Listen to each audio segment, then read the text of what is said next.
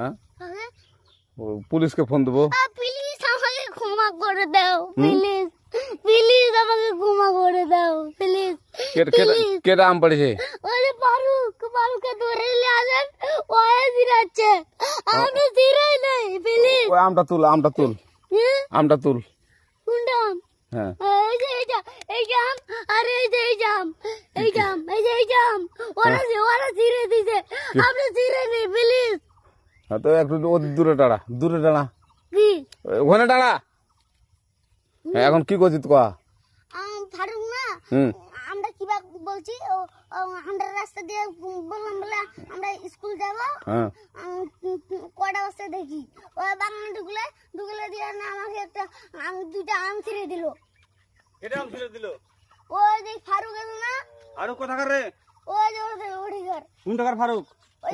এনে দিল শোনা, হ্যাঁ এনে দিলে বেটা। তো এখন ওই পুলিশ ডাকবো। পুলিশ ডাকবেন? প্লিজ